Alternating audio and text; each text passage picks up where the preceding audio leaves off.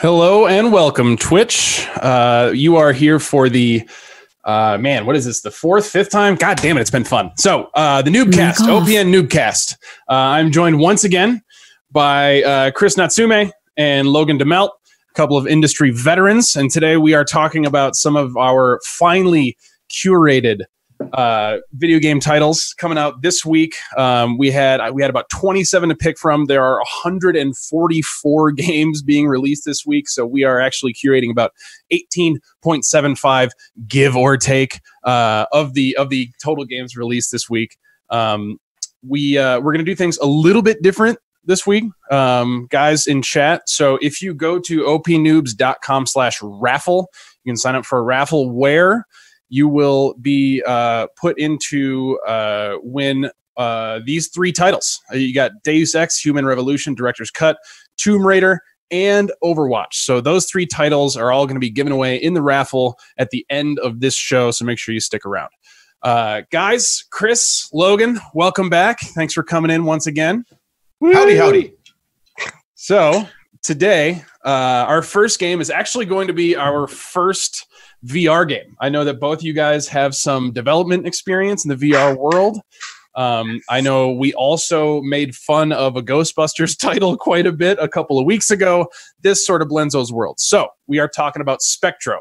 Spectro is a first-person ghost-busting roguelike built exclusively for VR. Trap ghosts, dodge spells, loot chests, find hidden items, and explore an infinitely shifting haunted tower. Can you get to the top and return with the Mask of Okeen? So, Spectro is going to be a VR roguelike, one of our favorite cliches around here. It wouldn't be a game if it wasn't a roguelike. You're not allowed to make games that aren't roguelikes anymore. And you have to at least put it in the title. You can't definitely not say it. Does not fit the definition that Wikipedia has anyway of a roguelike, where it's talking about turn-based combat, a turn-based grid-based combat. There are a ton of games that fall into the roguelike. Yeah, that doesn't stop them though. You could put that. It's like pumpkin spice. You just put it on everything, right? It's tis the season of the basic bitch. Exactly. So, Logan, I know you've worked in VR. You've developed some software as well as just as games. So, Spectro seems to have is it doing enough with VR here to really grab your attention? The part that I'm interested mostly is just the biggest part about VR is proportions, feel, immersion. It looks pretty tongue-in-cheek. They look like they've got a forward panel for you to kind of manipulate, and you look like you're kind of locked in that moment to make decisions, which looks good. But it doesn't look like it's on rails. It looks very free flow, which I'd be a little bit concerned out from a development standpoint and feel perspective. Just from VR, that can be the thing that makes people the most sick outside of lots of objects flying at their face. Heyo. PG show. But yeah, no. Phrasing is the balls fly doing phrasing. There goes your dating life. Hidden items. I mean, ultimately, it looks super fun, and it looks kind of like a VR Luigi Mansion, right? With super comical ghosts, and you're sucking the ghosts, for lack of better words. Phrasing. Seriously, we're just not doing phrasing today, are we? Yeah. No, I think it looks fun, but once again, it's a matter of being in VR is different than looking at a flat 2D thing. So this is a harder one to kind of judge. So I'd like to see. I'm interested enough to try the demo out for sure, because there is a shortage of good content. Right on. Natsume, what do you think of Spectro? I agree with Logan. It's really difficult to look at a video in 2D and say like, oh, this is going to be a good VR game. That's a very challenging thing. There's so much of VR is about how the space works when you're in VR, and it's very difficult to know that. It sounds cheesy, but it's true. Yeah, I've also done a good deal of VR development. Part of my studio works on location-based VR games right now. And one thing that's funny is, one of the obvious problems that we run into with VR is, wow, I don't want to shoot stuff again. right? I mean, because it's like that's what you can do in VR because I've got this limited space, so I can't really run and jump and do all this other exciting stuff we do in video games, but I can look over there and point at something and shoot it, right? And so you do like so many shooting games, and then you're like, oh, what can we do that's not a shooting game? And I don't know why everybody goes to Ghostbusters. Like the very first one of the very first location-based games made by one of the competitors we work against was an actual Ghostbusters game with a Ghostbusters license.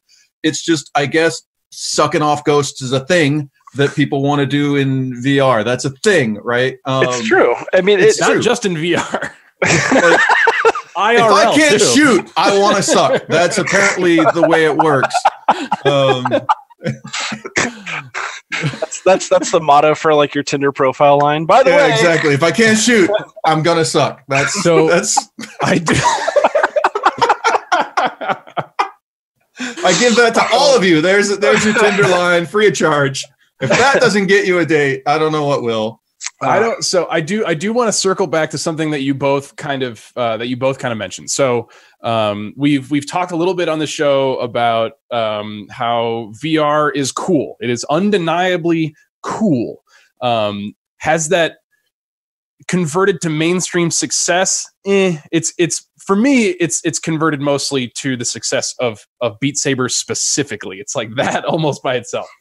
But no, here's the thing. You make a good point. It's done really well for Beat Saber. Why is it done really well for Beat Saber? Because in Beat Saber, I'm doing a thing that I can't do without being in VR, right? In Beat Saber, I'm like, wow, I'm doing all these cool moves, and those cool moves are fun, right? Mm-hmm. It's like when you remember when the original Wii came out, and there were like Wii Sports, and the stuff that was fun was the stuff that you could do with the Wii controllers with other stuff, right? And so one of the challenges, I think, is people get into VR and they're immediately like, oh, wouldn't it be great to do a first-person shooter in VR? Well, not really, because a whole lot of first-person shooter is running around and moving in this big environment. And in VR, when you're not actually moving, it makes you feel kind of sick. It's I think the problem with VR is most people who go in the VR start with the idea of let's take this thing that we've already done and let's do it in 3D VR. That'll be fun. And that is a bad way to look at VR. I think, when you point out Beat Saber as a successful title, they started with, hey, I have to stand here in this spot and I can't, I'm stuck in my living room. If I move around a bunch, I'm going to bang my ankle into the coffee table. So what can I do standing in this spot with, this thing on my face that I couldn't do with a normal controller? And suddenly you have Beat Saber and it's a lot of fun.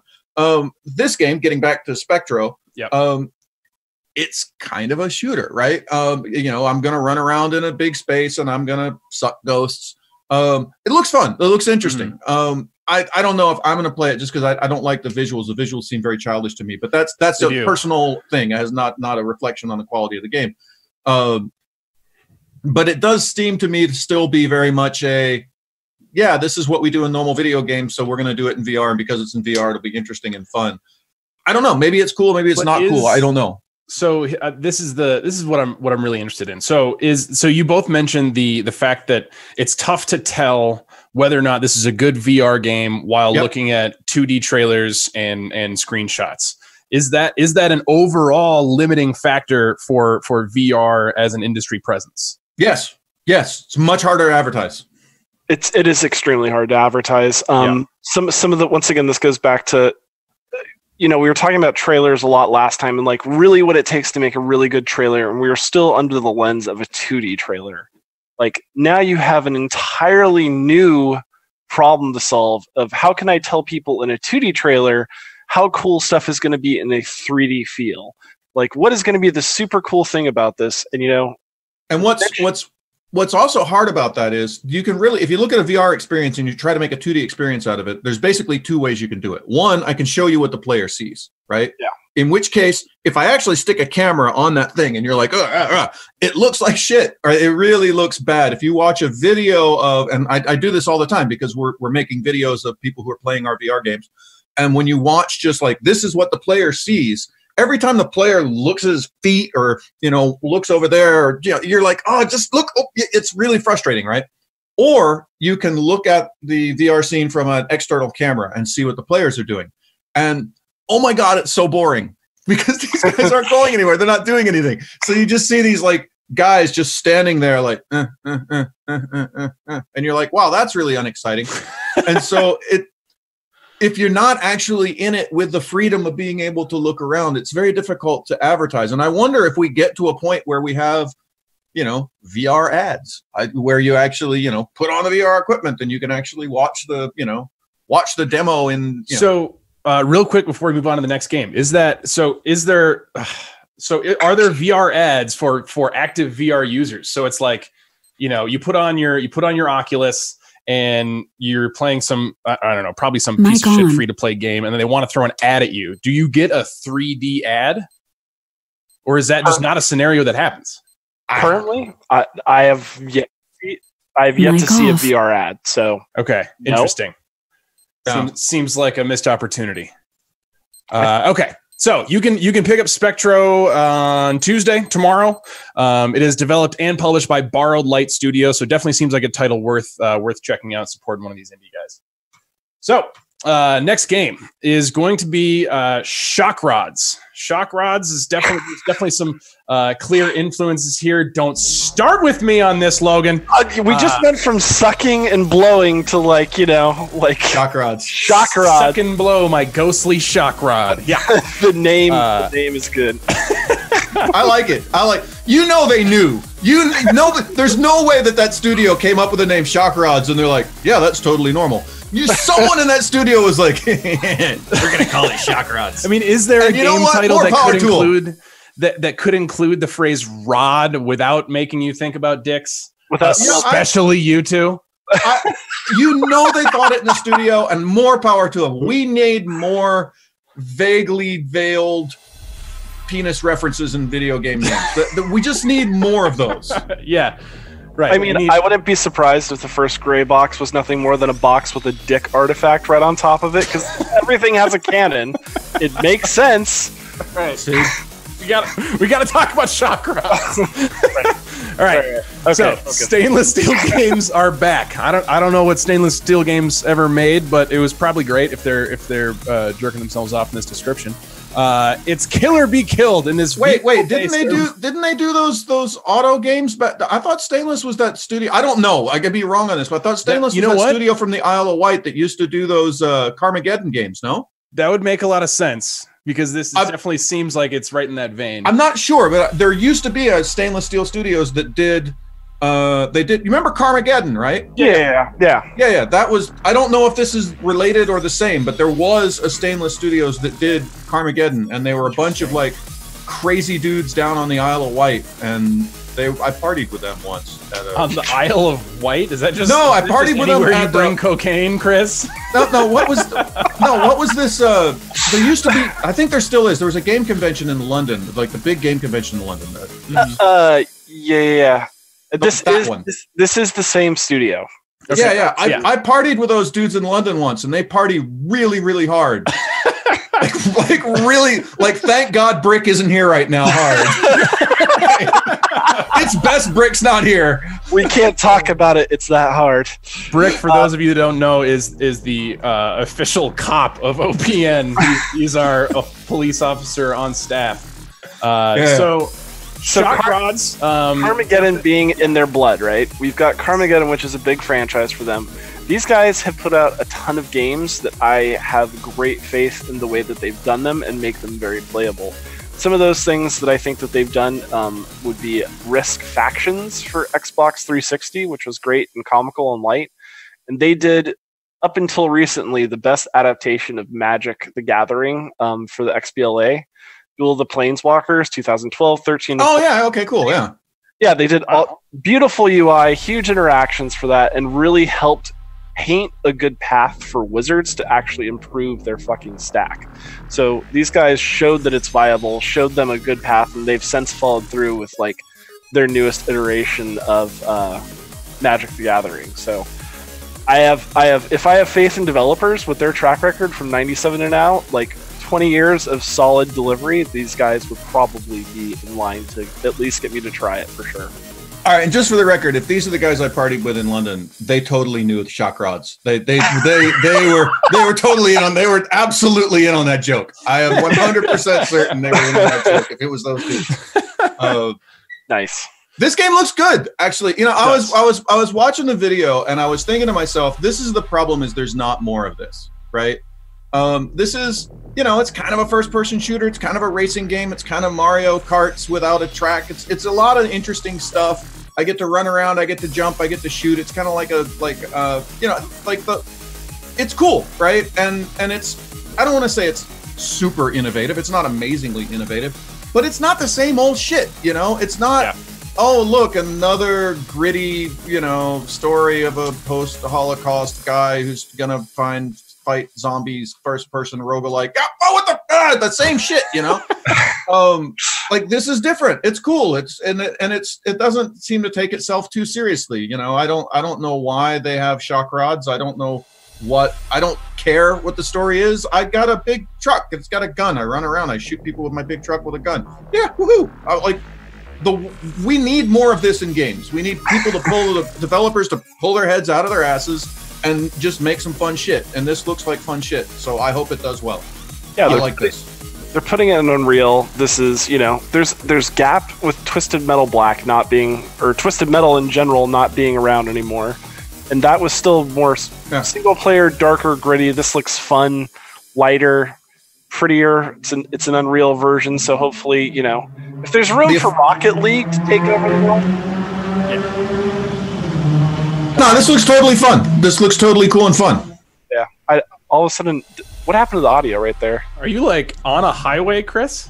He's on the wide aisle again. What, me? Did I go away? Am I here now? Your microphone changed somehow. Like with that motorcycle, you're like dialed to 21 now. You're way past 11. So I'm really loud now? Yeah, what'd you do, Chris? I have no clue. I did nothing. I literally touched nothing. So am I am I unbearably loud now? No, you're fine now. Now you're louder. But he's talking quieter. So once Chris okay.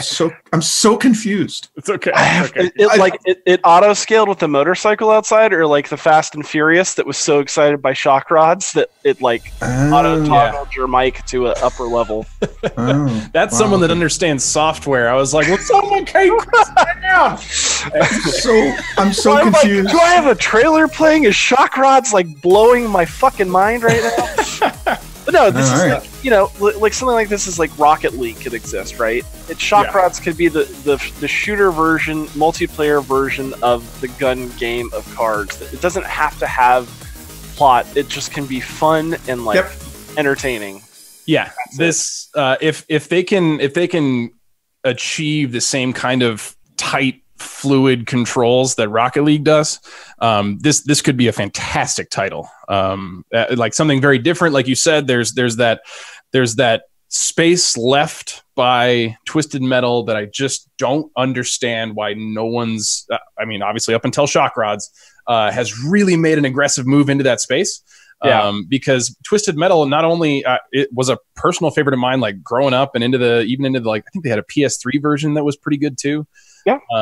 Why aren't people making these games? I don't get it. There's a whole bunch of game genres that I just don't know why we let them die. Why aren't there more space fighter games?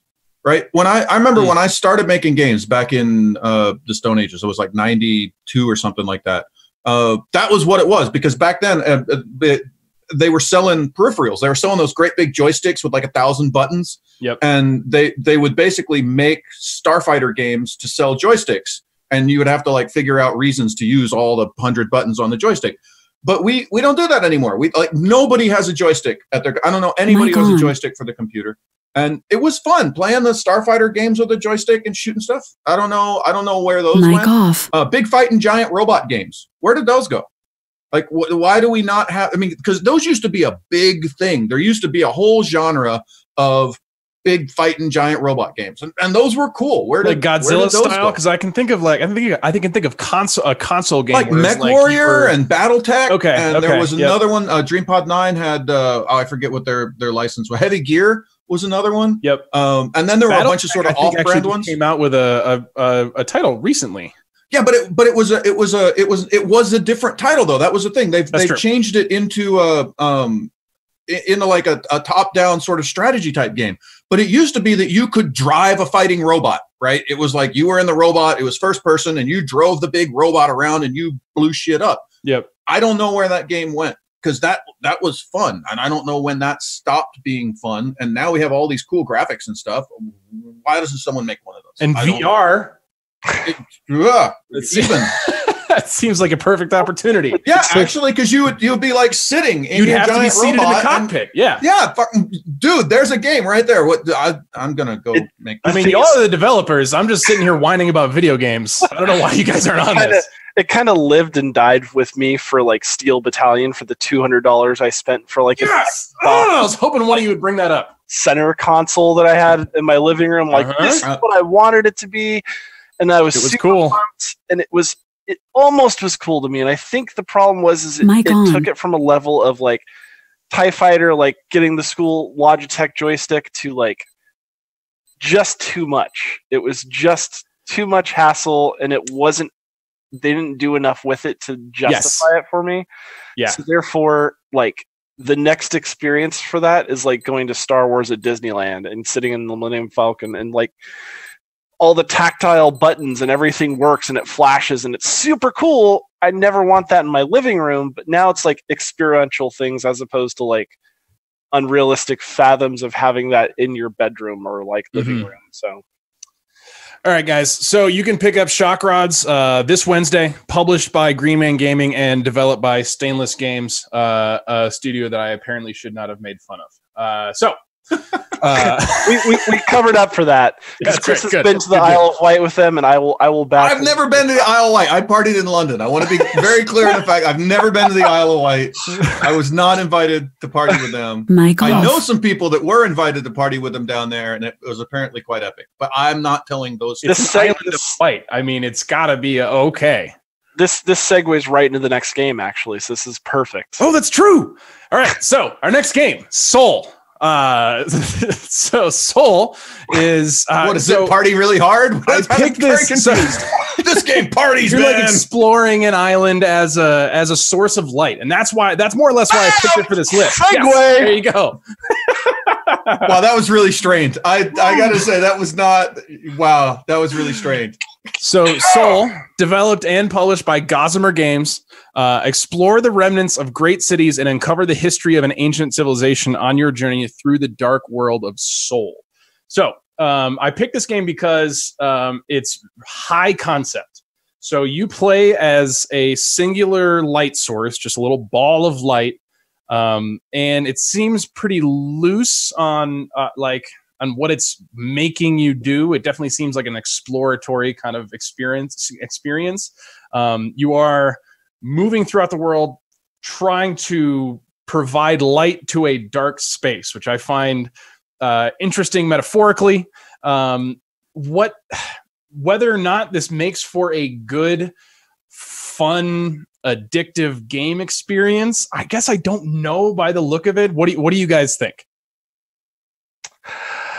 I know.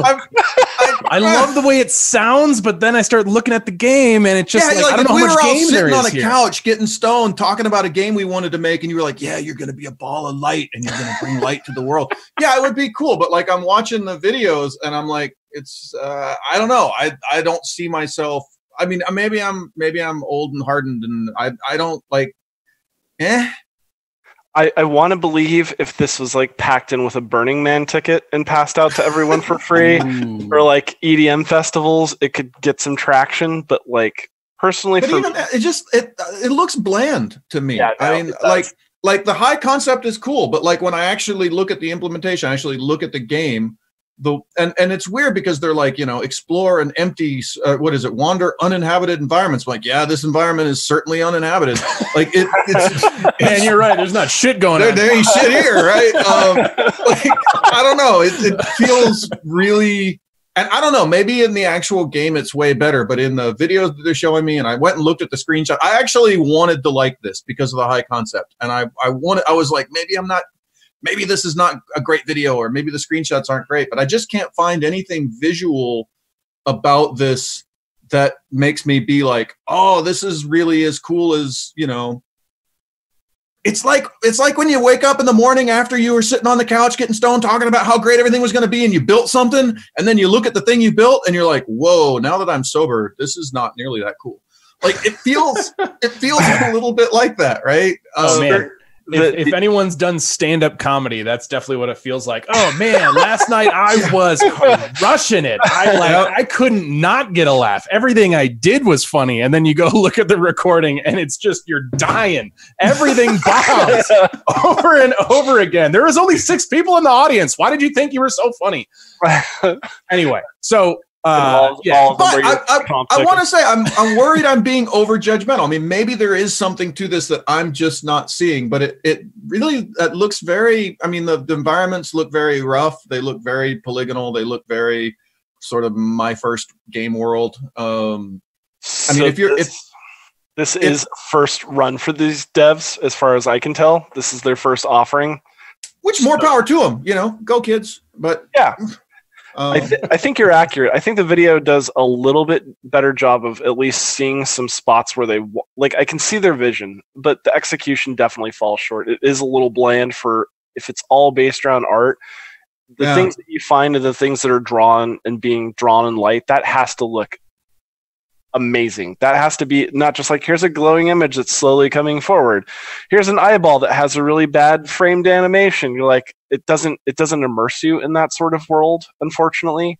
Mm-hmm. Their screenshots do a worse job of they're picking color palettes and trying to show environments to look diverse, but it doesn't do a good job of selling this to me at all. I wonder, so did either of you guys play a PS3 game called Flower? Yeah, I thought the same thing when I looked at this. I was like, oh yeah, they would really like to be Flower. But here was the thing. Flower was unbelievably beautiful, right? That, I mean, there wasn't a whole lot to do there, but it was real pretty. And you flew around and you were like, woohoo, look at the pretty. And I'm not feeling look at the pretty when I look at this, right? The high concept is cool, but I worry that with, you know. I think if they gave it another 3-4 months and just went crazy with light effects and actually drove the whole point. If the whole point is light and objects are being drawn in light, and they made that experience super cool, and it was like ultra bloom and everything super, like, I don't know. That's the way I'd go with it. I don't know how true this information is, but down in chat, someone is saying that the demo for this came out in 2017, according to a Steam search. So I'm not sure a couple more months is going to do it. Never mind. Well, you know, it's just a sense. I think I'm a little concerned about your couple months estimate there. Yeah, I mean, I feel like there's some kind of opportunity here to really spin some unique gameplay mechanics out of your guy being a ball of light. That's your protagonist. Where's that? And honestly, maybe they're not showing them off in the trailer. Yeah. Which is unfortunate because, like you said, first try. We'll see where these guys go. But yeah. I don't want to rag on them too hard. It's very difficult from this video for me to be like, wow, this is really amazing. Yeah, there's not a ton to judge. All right, I have to go answer my door. I will be back in just a second. Remember that part of you were talking about, like, stand-up? Chris feels that his past review was just too harsh. Yes, step out, reevaluate things a little bit. Visit the Isle of Light because it's crossed. Like, he's being contacted right now and being met at the door. You talked about the island. See, that's what it is. Oh my god! We just had a snuff film on Twitch. Oh my god, Fred! We accidentally. Oh my god, we are going to be on Reddit. I know this is actually going to come back missing a hand. I shouldn't have talked about the aisle. My god! Yeah, his chair's phasing out of the world. All right, that was professional as hell right there, wasn't it? It was. No, like, so that, like, the guy was delivering something and the doorbell rang and I'm like, all right, I'll just let it go because I'm all alone here in the house, right? and he's just like banging on that doorbell over and over and over again. And I think it's because the window is open. I think he can hear me in here. And so he's like, I know you're in there. You come and get your mail. You think there's like a signing quota, much like a ticket quota for a cop, where it's like they have to engage with X amount of people, and it's like, yeah, maybe you're in there. But he was like, I was like, I know nothing, and it was just like a stupid credit card or something that I had to sign for. But like, it was like he was just not going to let it go, and I was like, come on, dude, I'm on the air. So my wife and I just recently moved into a place of like just us, no roommates, and so my greatest joy of home ownership was making eye contact at the old church ladies that showed up at my door, and then I just like kept washing dishes. I just just like totally ignored him while you're looking. What do I have to answer my door? No, get off my driveway. I'm not going. I don't want your pamphlet. Get out of here. Anyway. See, we have the religious ladies that come, the old ladies that want to sell you some Jesus. They have them here in Japan, which is really weird because I thought you would be free of that here, but we have them. And whenever I open the door, they get real excited because they're like, white dude, he must want some Jesus. And you're like, sorry, man, you ran into the wrong white dude. And there's the look of disappointment in their faces when they realize like they ran into like the one non-Christian white dude in their lives. It's very disappointing for them. I always feel a little bit bad. I thought all Americans were into it, but exactly. They're just like, dude, that guy must love Jesus. And he's like, sorry, I've run into the wrong white dude. So. Life in Japan. Mic on. All right, guys. So mic off. Soul is going to be available this Wednesday. Again, developed and published by Gossamer Games. Some interesting potential here. We'll see if the game actually pans out. There's a little more depth to it than the trailer might imply.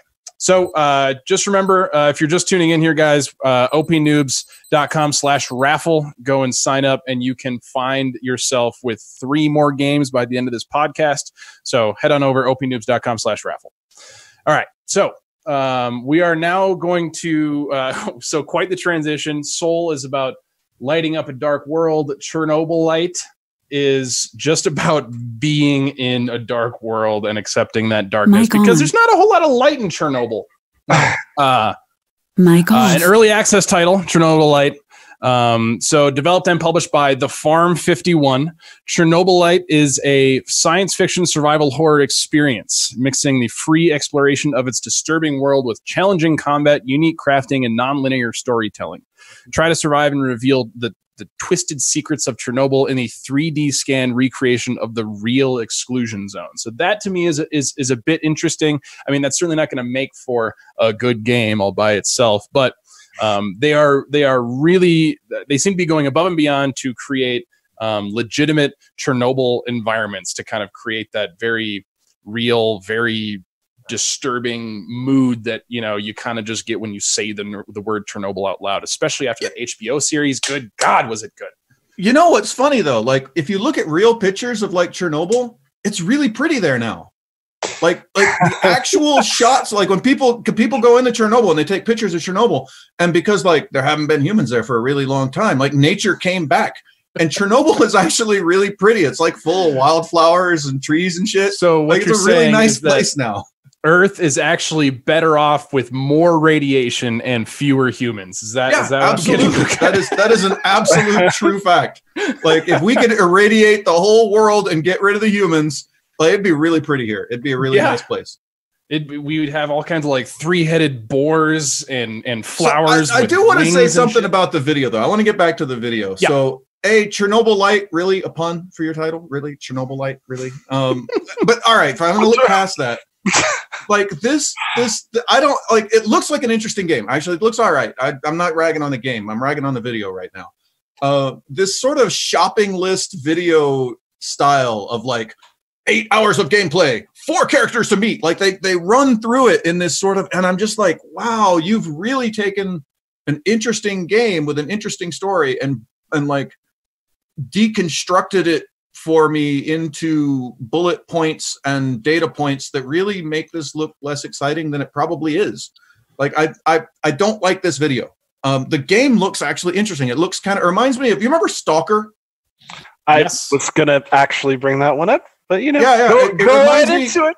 Yeah, it reminds me a lot of Stalker. It looks cool. It looks fun. It looks moody. It looks like a cool game. Like I feel like this is the opposite of what we just saw. I feel like this is a better game than the video wants me to believe it is. And I would really like them to go rebuild this video without this like base building system, 8 hours of gameplay, 4 characters for you to meet, experience and progression system. Like I can see all that. You just showed me, an inventory. You don't have to have the guy in the by the way, we will have an inventory. I can see your inventory. It's right there. Sure. I feel like you could make a way better video for this, but the game itself looks pretty cool. I mean, it looks, I'd be honest. It looks like one of these, right? I mean, What, one of these? what? Come on. How many of these? Okay. It's one of these. I don't know how to say it any clearer. Like it's got 4 story-driven locations and 8 playable characters. It's got, it's got 9 story missions. You walk around in a sort of post-apocalyptic world and shoot stuff and gather stuff, and it's one of these, right? I actually want to become wealthy enough. I'm just saying that, Chris, I want to get wealthy enough only on the principle to be able to pay you to have reviews for anything. Like, what are you looking for today? I'm like, I don't know, some clothes. Well, if you're looking for some pants, it's like one of those. You'll like those. Pants, no problem. I think honestly, it looks honestly, to enjoy this trailer, hit the fucking mute button. Yeah, actually, it is way better silent. It really is. 100% better. Like, this dude does a horrible job just like blandly listing it through. And the second trailer, Polish developers. So I'm thinking that they probably hired whatever English speaker was nearby. Which honestly, in Poland is probably just as many English speakers as there are in the United States. It would have been better with a strong Polish accent. Like if this voiceover had come with like a really thick Polish accent, at least would have had some character, right? that's true. Absolutely. I will put a shout out, by the way, for those people who don't know. Actually, probably one of the most exciting places on earth for game development right now is definitely Poland. Really? Dollar for pound.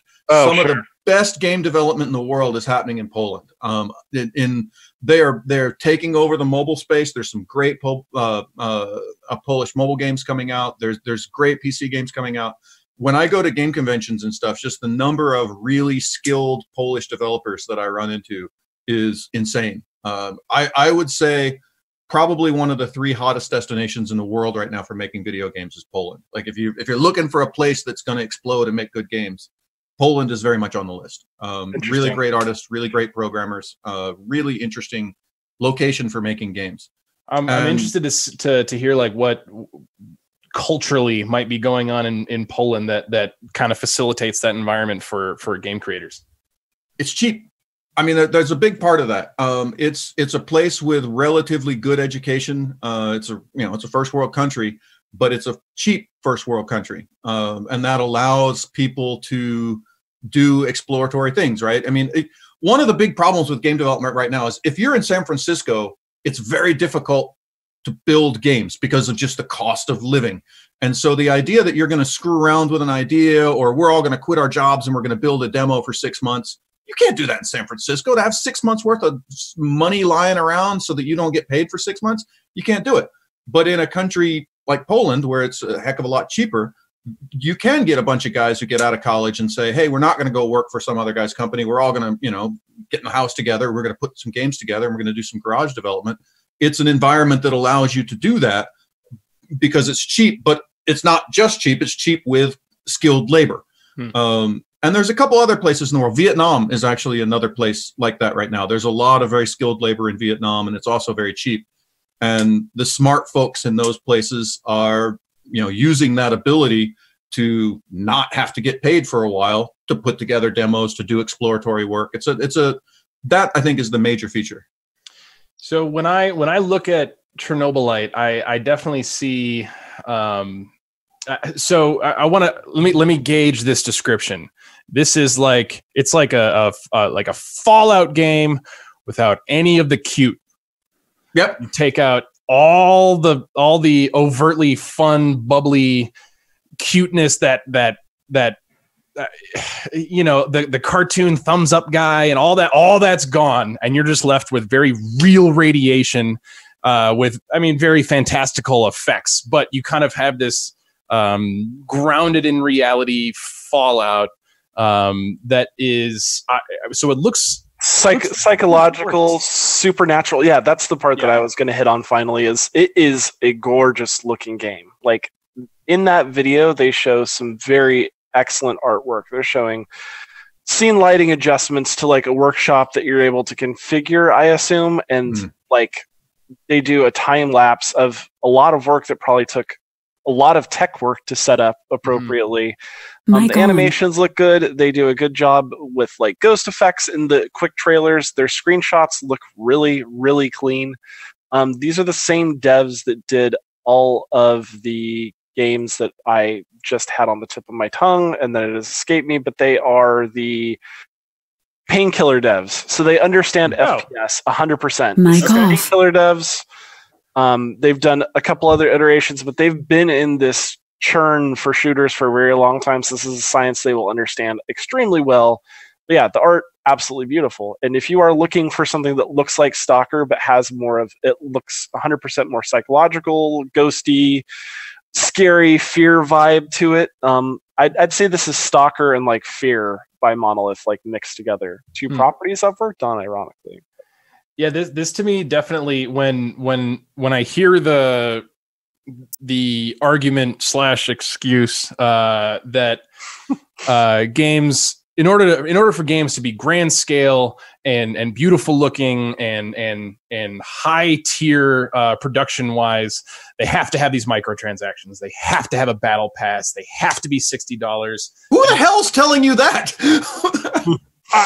The whole rest of the industry, like listen to the fucking rhetoric coming out of EA. And any human being that tells you for our game to be good, it has to have microtransactions. Punch him in the face. Whoever tells you that, just like right in the not necessarily boom, right in the face. But they'll make the argument for things like, well, in order for us to support the game beyond launch, in order for us to have these kinds of features, in order to have this kind of support, we have to have these extra ways to monetize, and that is some yes that mic on. That's what they're being told from the publishers. That is the publisher. Yeah, that's a publisher line to toe, 100%. But you know, these guys, if you look at their back catalog, they've done a lot of work on Painkiller Post, and I'm assuming a lot of that work has helped sponsor and fund their work to this point. So I think they'll find a good way to integrate new missions that aren't necessarily in that mindset, and hopefully give their fans the content that they need to support this game. Yeah, I Chernobylite is definitely one I'm going to keep my eye on for a while now. Yeah, it looks good. It looks really good. All right, we're going to move on. So that you can pick up Chernobylite, and I really want to hear what people think about it on Steam this Wednesday. So just in a couple of days, pick up Chernobylite.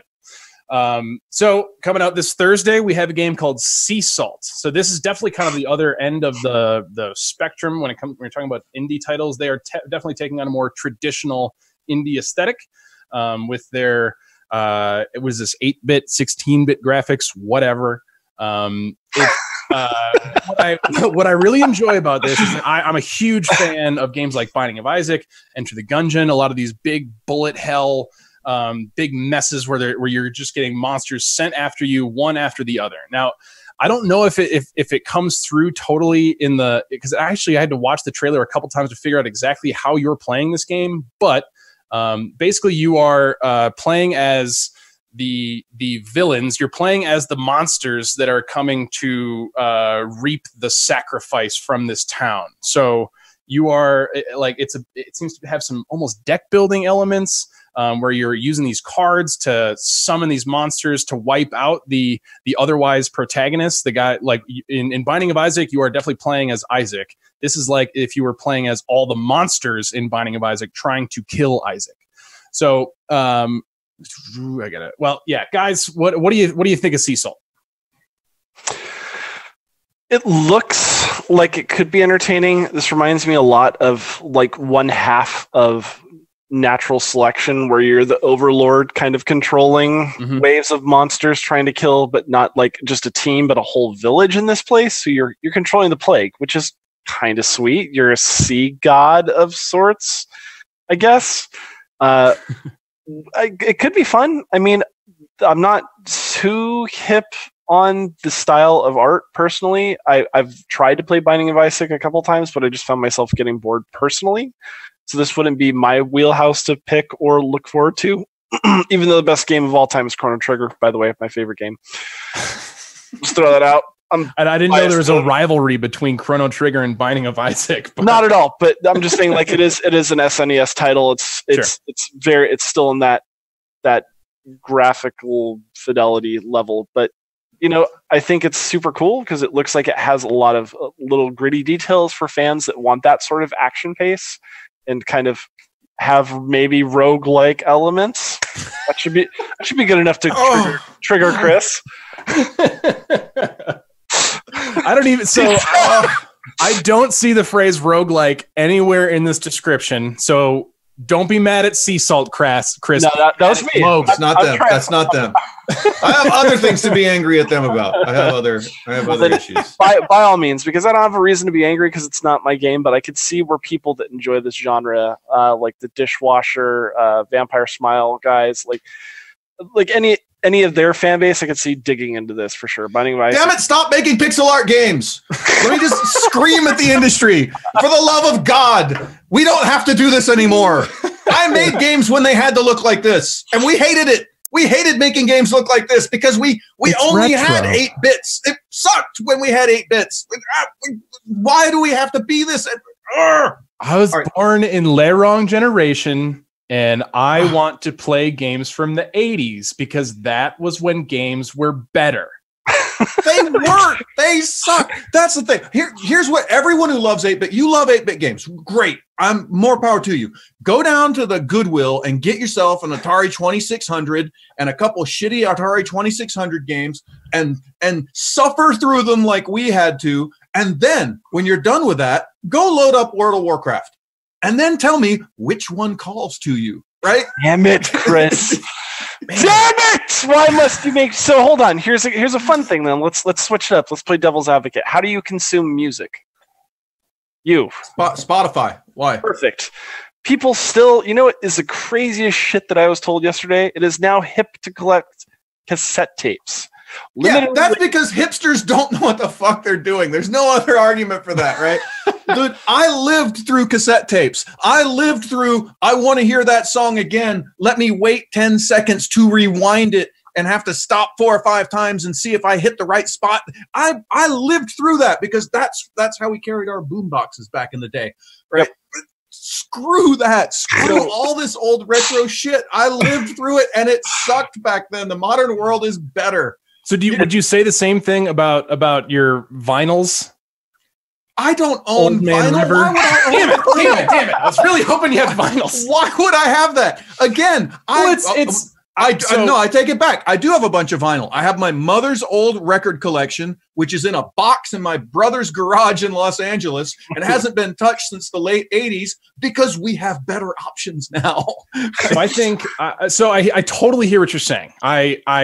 I think it's super limiting visually, but I think there's room for taking an older aesthetic and making it work like a modern game. So I mean that to me is why people aren't just going down to the pawn shop and going, well, I'll just get a Super Nintendo and I'll play through these games like that.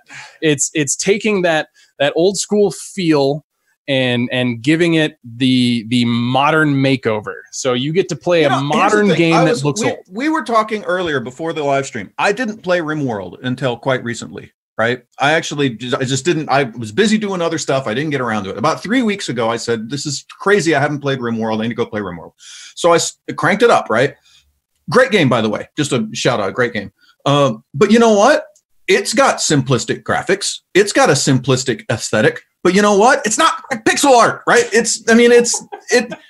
And I get it. I get why, if you're an indie developer, and by the way, I want to talk a little bit about the gameplay here. Some of the gameplay here looks really interesting, right? A lot of what they seem to be doing in this game looks really interesting. The idea that I'm the sea god and I'm controlling all these minions and I'm killing. This all sounds cool and fun. And I can get that because you want to concentrate on gameplay. You don't want to spend a whole lot of time and a whole lot of money making a whole bunch of, very pretty art and trying to make this look like a AAA art. I get that, right? I'm a small, mid-sized developer myself. There's, sometimes I look at a game and I say, that's really pretty, but I know my studio can't do that because we don't have the money or the resources to make art that looks like that. I totally get that. But the immediate need to say, well, then it's going to be pixel art. I don't buy into that aesthetic. I think there's a lot of cheap art that you can do that's not pixel art. Now, I would point at RimWorld as being a really good example. RimWorld has an interesting, fun aesthetic, and it didn't have to be pixel art. But again, some people, maybe these guys really like pixel art, and that's what they really wanted to do, and more power to them. But it's just very difficult for anyone to ask me to look at a pixel art game and say, what do you think about this? Without my immediate reaction being, I will never play a pixel art game. Fact up. I did it in the 80s. I spent as many years as I'm going to spend playing pixel art games. I am done. I will never play another one. Well, and it's very difficult for me to say anything else about a game beyond the point of, I will never play this because I hate your art. And that's the growing, ultimately, just to point to even that place in people's hearts. Like, we'll say Final Fantasy VII is about to have its HD remake. Everybody who loved it then really wants the better version now. We want to see the tech advance. I'd kill for a modern day Chrono Trigger so I could play something, even if it's 100% the same story, but you put it in today's graphic capabilities, I'll throw some money at it because I want that. But even just the aesthetic, even like whenever you see like somebody talk about video games in some other form of media, they always show you some shitty pixelated Pac-Man. And I'm like, dude, that was literally 81. Right? Yeah. This idea that that's what video games are. Whenever anyone talks about video games, you hear the little Mario noises and you're like, but that's not what video games are. Video games are World of Warcraft and Assassin's Creed and all of this really amazing modern stuff with stories and honestly, some of the best artists in the world, not just in games, but in the world in any format, work in games, right? And whenever anyone talks about video games, we're like, oh yeah, look at this little Mario mushroom in pixel art. That's what video games are. And you're like, stop that. It's like every time somebody mentioned I went to a movie, they show you Charlie Chaplin walking around, and like, that's not movies now, right? That was movies 100 years ago. And yeah. This shit is games in 1980. I'm old, and those games look old to me, right? Stop. So there's and we do have to move on to the next game, but do you think there's so I once heard someone describe playing a music on vinyl is basically just an Instagram filter for your music. It's just making some like ham fisting a retro aesthetic onto something that is not retro. So like when you go and get like the new Jay-Z album, you guys look like you listen to Jay-Z. Yeah. Like, and you get it on vinyl. All you're doing is just forcing this old school aesthetic onto something that isn't supposed to be like that. I had a conversation with people about this recently that brought up the 10,000 cassette tape runs. And they were mentioning like the key points that they collect vinyl is the full art, which isn't offered, and the tactileness of like putting on a record. So it's like more memory sake. But anyway. Sure, whatever. So, I got a million records. I don't bust them up. Right. You can pick up Sea Salt this Thursday, developed and published by YCJY Games.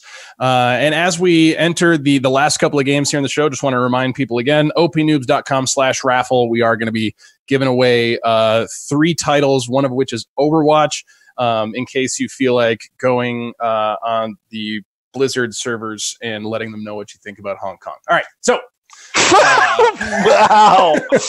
Can I ask, why are we giving that away? Where did you get a copy of it? Like, why? Who made the decision? Fred, what is up? Who was like, let's give away a Blizzard game this week? That makes. I just had some sitting in my. There was one there. I had a copy sitting in my closet. I just forgot it was there. Really? It just seems a very bizarre decision. You're like, this is the right week to give away an Overwatch game. Yeah, this seems so like I was this is the time we've been waiting for. All right, so we are talking about Felix the Reaper. Felix the Reaper is developed by Kong Orange, published by Daedalic Entertainment. It's actually going to be coming to multiple platforms. One of the reasons I did want to talk about it. So Felix the Reaper is a romantic comedy about the life of Death, capital D, Death. Death is a guy. It's brought to you as a 3D shadow manipulation puzzle adventure game of dance, dying people, and dangerous love, which I'm pretty sure is what is going to be read on my headstone. So, Felix the Reaper. High aspirations for your life right there, like leaving your stamp. I feel like somebody wrote a bunch of like game words on pieces of paper and just like threw them on a desk, and they were like, pick 12. That's going to be your game. Wait, really? Right? A shadow manipulation puzzle adventure game? I haven't seen any shadow manipulation games except maybe No, but I mean, Skull. it's just so random. They're like, okay, it's going to be a shadow manipulation game. All right, who's your lead character? Death. Okay. Yeah, but it's a romance. And you're what? Like, I want what they're smoking. Whatever it is they're smoking, I would like a large bowl of that. You know, like, it's cool. I like it. I actually really like it. I think it's really cool. It's inventive. It's something different. I mean, anyone who tells you, you know, this is another one of those, like, no. Like, Yeah. another one of those. Yeah. Whatever that is. It looks cool. The shadow gameplay looks really fun and interesting. I haven't really seen a lot of that. I like the idea that you can. It reminds me of what was that game that Phil Fish did? Fez. I didn't. Yeah, it reminds me a little bit of Fez, where it's like, okay, here's your game space, and you can move in this game space, and then I push the button that rotates, and now I have to think about how all of this 3D stuff will behave differently when I push the button. It reminds me a lot of Fez in terms of that kind of gameplay, but it looks way more fun, actually. I mean, it looks, the guy's dancing, and he's got a weird mask and a kind of weird British salaryman suit tie vest on. I don't understand any of it, and I'm cool with not understanding any of it. I'm like, I want to know more. Like, I'm intrigued. I think they wanted to make, first off, it's just crazy Euro dudes, right? Like over in some sort of bearded land that came up with this idea through bearded land. through their runes tossed on the table, and like you said, they got 12, and this was their rom-com with death. I'm now looking up on Google where these guys are from, because I want to know where bearded land is. They had some animal bones with etchings in them, and they just spilled them out. It's a shadow manipulation game. Yeah. They're in Denmark. Of course they are. Yeah. Of course. That it all comes clear to me now. But this trailer, they've had quite a ton of trailers. This one's crossed my path a couple of times, and I don't remember where I saw it, but I've seen it a couple of times. They wanted to have this overly approachable version of Death too. You know, he's kind of goofy, he's kind of fun, even though he's killing people. But at the exact same time, it's just, he's a dude that doesn't know how to, I don't know, get a date because he's sent to go kill people. So I think it will be super entertaining. Of course, he can't. That age-old story. You swiped right. I have to swipe you off now. Well, at least we're not sucking and blowing for a second. For 1 second, finally. For one moment. Just one moment. But I think it looks cute, right? All the aesthetics, art, ultimately, I think it'll be an adorable puzzle game, which is hard to say that it can't appeal to a ton of people in that regard. So I hope it does really well, because I think, you know, Death dancing around awkwardly like he's in a Jamiroquai video from Denmark sounds fucking awesome. So I would like to point out, reference. This is the best episode yet. Yeah, that's true.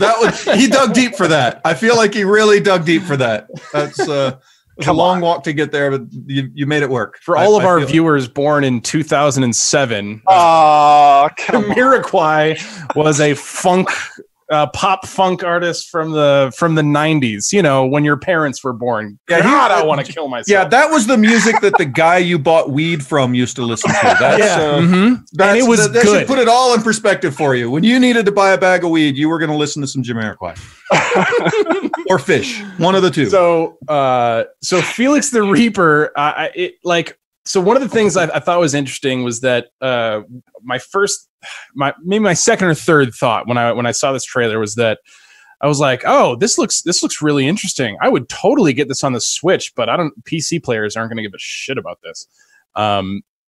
So maybe I was a little harsh there. I do think there's any good game on any platform is probably going to find an audience, and if this is good, I bet PC. Is this only on PC? No, it is going to Switch. So this will live a good long life on Switch. Huge sales on the Switch, probably pretty moderate on all other platforms. As a Switch owner, this is it's the interesting. exact I was kind of actually game I'm talking looking to for. somebody just the other day about like what platform is still a viable platform for developers, and actually one of the best platforms out there right now for developers is Switch because there's so little content on it. It's how many games did we look at this week? 180 some odd games come out this week or something on Steam, some ridiculous number. Yes. Yep. And Switch has got a tenth of that or less coming out this week. Your ability to find an audience on Switch, just because it's a much more curated platform, just by its native having to be built on a console system-ness. People who are doing Switch games are doing quite well, actually, with games that, like you say, this might do good numbers on Switch. It probably won't do great numbers on PC, not because it's a bad game, but because there's just 187 games this week on PC. And this is maybe not what most PC players think of when they sit down to play a game at a PC. Right. If you have 5 to 20 minutes to play a game, you're on the bus or waiting at the doctor's office, whatever. Just say it. You're on the toilet. You're on the toilet. That's what you want to say. Whatever. You're dropping a deuce, right? Just get it out there. On the bus. We all know where the Switch gets played. Right? The Switch in my house is on the shelf on the toilet. That's where it lives. So when you said on the bus, I was like, yeah, I'm not shitting on the bus. I shit on the what are you talking about? I got videos. That happens. That people do that now. It does. The internet has that video if you're interested. The shitting on the bus video is there multiple times. So let's not too closely associate Felix the Reaper with dudes shitting on the bus because it deserves better. It does. It does deserve better. But no, I think right now for developers, if somebody were to come to me and say we're starting a studio and what should we do, I would actually say the Switch is a very interesting platform for making games because you can put stuff like this on the Switch and have it do well. So I worry if you can put stuff like this on PC. So where do you think, as a prime example of a game that is we'll call an indie darling, Untitled Goose Game, do you think it sells better on the PC or the Switch? I don't know. I would not even guess to that. I don't know enough about the game. Okay, never mind. What is the answer? Do you know the answer to that question? No, I don't. That's why I'm curious. Like, if I don't know. It's one of those things that's like in the zeitgeist that I haven't gotten into. I've never opened that game. I don't even know what it looks like. It's gotten like that. So I guess I would say the Switch, just because I feel like more people that would just like, I want to check out that cute thing I heard about on Twitter. That lives more on the Switch's market than it does the PC gaming market. And from what I understand of Goose Game, it's just really it's a Twitch darling though. It's like it's gotten a lot of play on Twitch, right? Yeah. Like it definitely seems to be one of those things that is like people saw a really funny GIF and so they looked into that game. Which is, to be fair, that's more or less how I discovered Rocket League. This I think has a much shorter shelf life. Goose Game, not Felix the Reaper. Go ahead. To be clear, you're asking Goose Game when you say short shelf life. Felix the Reaper, as far as replayability, I mean, we'll see what kind of depth the puzzles really have. I mean, it like you were saying, it does seem to be, you position your guy and then you let the map. But I will also say it has that thing that games in 2019 need, which is twitchness, for lack of a better word, right? You can look at a game and you can say, like, this is something that, I mean, if you take some guy who's got to sit on Twitch for like 8 hours and amuse people, right? Yeah. And he's constantly getting, more and more content, and he's chewing through content. I guess they call them variety streamers as opposed to a specific game streamer. The variety streamers need to have something to talk about. And this obviously has stuff to talk about, right? It's kind of goofy. It's got lots of weird stuff in it. So it's got a certain level of twitchiness. Who was the Disney character that looks kind of like this guy? It was like Hero 45 or something. Yeah. So I think there's like just the imagery of death this representation could catch in general. So, but I mean, in general, I mean, not just this game, but the concept of right now, if you want a game to do well, you can't. It's very difficult to say, like, hey, we're a World War II strategy game and a really, really good World War II strategy game, because there's nothing in there for a variety streamer to have a reaction video to. They can't be like, oh my God, look at the goose, or look at the, oh look, I'm look, what was it, the cluster truckers or whatever, Omega lol, look at them Nazis, am I right? but it's that that ability to have this ridiculous overarching, look at me overreacting to everything because that's what millennials want to watch, or Gen Y, or whoever the hell watches. And we got money now too. We got market. Yeah, so I think it's got that thing, which is a thing games need these days, I guess. I agree. So our final game of the night, also your final chance to go sign up for the raffle, opnoobs.com/raffle to win 3 games, one of which is Overwatch. We're not going to get into that again. So final game of the evening. You don't want it. You go to list 3 games and you're like, the first one is the one you don't want to. Okay, anyways. Our last game of the evening is going to be a game called The Beast Inside. So I passed on this the first time that I listened to it, or the first time I watched it, because I thought the voiceover was really corny and overly broody and whatever. But the imagery on this game looks fantastic. So the devs would just describe it as: The Beast Inside is a unique, gripping twist on thriller and survival horror, immersed in the story of long-buried secrets, personal tragedies, and madness. Play as 2 protagonists bounded by dark heritage, combat the enemies, solve riddles, and experience real terror in the 3D scan environment. So, what was it? It had a 2-letter. People just called it. So it was the PS3 game that people didn't know was the announcement for a new Silent Hill game. You guys know what I'm talking about? No clue. God damn it. Okay, so there was someone in chat is going to know this. I guarantee it. So Sony or Konami went about announcing their new Silent Hill game via a demo, and it wasn't called anything to do with Silent Hill, and it seemed to play a lot like this, and it was all part of the Hideo Kojima controversy. PT. Yes, it was PT. I don't remember what that stood for, but it was one of these like first person horror games. You're digging around a house, discovering clues, so on and so forth. And then in the end, the big reveal after playing this like 2-hour demo for an unknown game, you find out that, oh, holy shit, this is the new Silent Hill game. And that was how they, like, you couldn't really say announce it, but that was how they kind of got it out to the public. And so as part of the Hideo Kojima controversy, they pulled that demo off the store because it was a big, messy thing. So I wonder if this game was kind of inspired by that, because it seems to be a similar puzzle solver that's also kind of terrifying. Or is this just another walk around, open drawers puzzle game? Is it another one of those things? It's another one of these. Is it one of these things? It's one of those things. It's one of these. It's the horror. It really is.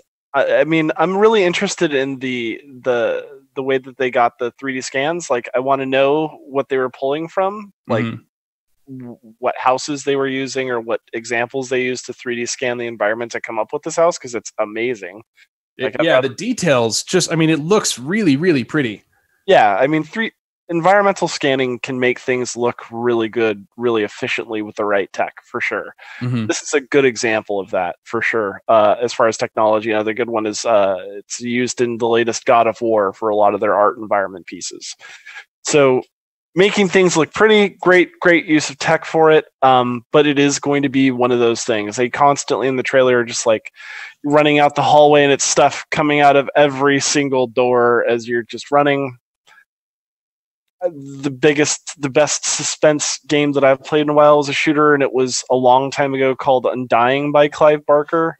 I loved that one because it was a great story, but it was mostly a first-person shooter with a couple jump things. But I like Clive Barker's work. I like Hellraiser. I like a lot of the classic horror stuff like that. But who knows?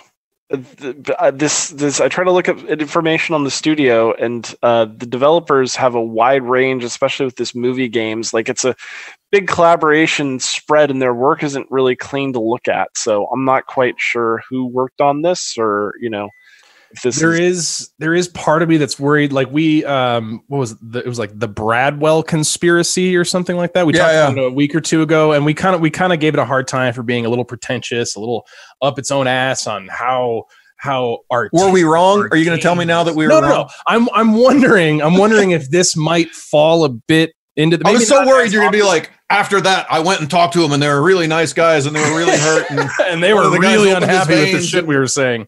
Oh my God! No, I guess the beast inside, is it leaning? Could it lean too hard on that atmosphere? On the isn't it creepy and pretty? Opposed to, I actually would go back to what I was just saying a second ago. Right? I don't think I would play this game. It's not my kind of game, so I'm not going to judge it on that criteria. I don't play these kind of games. I don't play horror games like this. I'm not interested. But my daughter would probably really enjoy watching her favorite live streamer play this. Yeah. Right. And there's definitely almost where a lot of the, like you were talking about Twitch, that Twitch hook, just giving people things to react to. I mean, there's almost a whole new genre of games, which is, I have no intention of ever playing this game or buying this game, but I'll watch my favorite streamer play it. Because I want to see the story, and I don't want to be frustrated by not being good at games and not being able to get to the story quickly. And my favorite live streamer is good at games, so they can get to the story quite quickly. And really, I'll get most of my enjoyment out of the game just by watching the story unfold, with the extra added bonus of my live streamer, variety streamer buddy being there to give me all the action emotes and whatnot. Which sounds all good until you realize that means most people aren't buying your game, right? Yeah. That means a whole lot of people aren't actually buying a game. They're just sitting and watching one guy play the game. And, there's only so many variety streamers that you can market to before you're out of them and you can't sell more games, and you have to get people to go buy these games. I really wonder about that. Not necessarily with, I don't want to be too down on this game, but as a general concept of adventure games, in 2019, there is like this whole thing where a whole bunch of our audience has basically learned, I'm not going to buy the game. I'm going to watch my favorite live streamer play the game, because actually I'm halfway interested in the game, and I'm halfway interested in my live streamer buddies' reactions to the game. Yeah. But after and as a developer, you're all excited because you're like, oh my God, this live streamer who gets 5,000 people every time they play a game, they play my game. And then you find out that none of the 5,000 people that watched him play that game actually went out and bought the game, because that's not what they're there for. They're not there for show me a game so I can figure out which game to go play. They're there to watch somebody consume content, and they're going to consume their content that way. It's for me, it's very scary, and it's one of the reasons why I would not make a game like this. I'm concerned that direction leads itself towards a whole lot of audience not actually buying your game. And this seems like that sort of game to me. It seems like that. So the game that comes to mind. So I work in marketing for my day job, and so one thing that we've talked about is influencer marketing is a bubble. it's all bullshit. It's 100% bullshit. People think it works because, oh, well, this Instagram account has 500,000 followers. My new soda brand just got showed to 500,000 people. Oh my God. But it doesn't work like that. Just about no way to track its impact. It's like from a marketing and a sales perspective, it's really difficult. And so we're kind of waiting I will tell you, I have a lot of experience working directly with influencers with our games. And what I have found, we actually had our game go out to a couple big influencers, and, there was a live stream, and there were like, I think the biggest we ever had was like 15,000 people were all watching a live streamer play our game once. And I was like, yes, we've made it. And that wasn't, most of those people were actually humans. We got almost no lift from that, almost nothing, right? Because those people weren't really there to see our game. They were there because that's what they do. They show up to see this guy because they're interested in this guy. Now, we have had other live streamers pick up one of our games, and they have a following of, I don't know, every time they do a live stream, they have 20, 25 people play. Those people show up, right? Those people are actually, if I were to talk to a developer today and talk about how you should use live streamer marketing, my argument would be go find those people who are in the like 25 to 100 person watching a stream audience and get those people genuinely invested in your game, because those people will come and they'll do YouTube videos and they'll do, and you can actually, so in that sense, I don't want to say influencer marketing is all crap, but the great big huge influencer network of, hey, you got this guy with a 50,000 person reach. Yeah, that guy's probably not going to sell a lot of your games unless you're something very small, very simple, something like that Goose Game or something like that, where somebody might pick. And I don't know anything about that Goose Game other than it's people say high meme potential. But my point is, if it's something that's really shallow and what you're looking for is like 1 million people to go play your game for like half an hour and then dispose of it, then yeah, sure, influencer marketing works. But if you've got a game that people are going to actually invest real time into, well, how many of those games do you think they're going to pick up from that influencer? Because that influencer does 8 hours of Twitch every day, right? So that guy's chewing through game after game after game.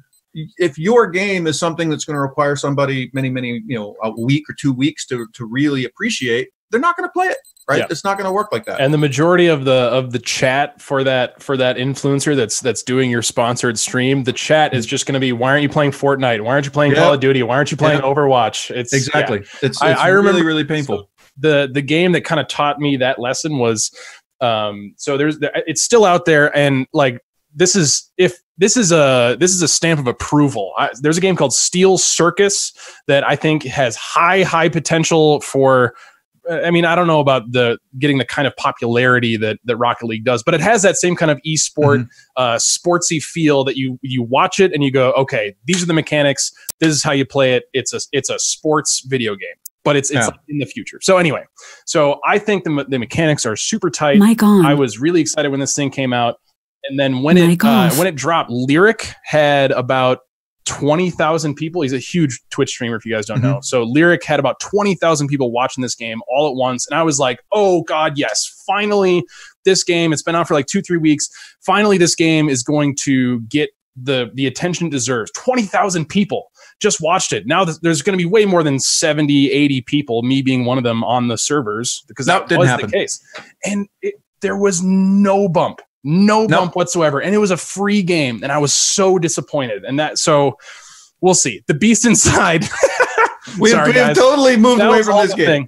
The Beast Inside. It looks like a good one of those. It's really one of those. If you're into these kind of games, it looks top notch, honestly. So the Beast Inside, you can find this Thursday, the 17th, developed by Illusion Ray Studio, published by Movie Games SA, whatever the hell that means. Coming out on Steam. So, all right. So to end the show, we're trying this again, Twitch. Oh, wait, I thought this show just ended with us unceremoniously stopping. I thought that was our thing. I thought like at some point Fred just cuts the feed. Is that not how we stop the show? Because that's how it's been. Right? Fred just pulls the plug and it's like, oh, we're done. So, Fred's had enough. This is your, I don't know. We'll see how long you got. So opnoobs.com/raffle. If you got 1 second to run over there as fast as you It's over. It's over. Fred says it's over, so it's over. So Fred's cut that feed already. Giveaway. Hit it.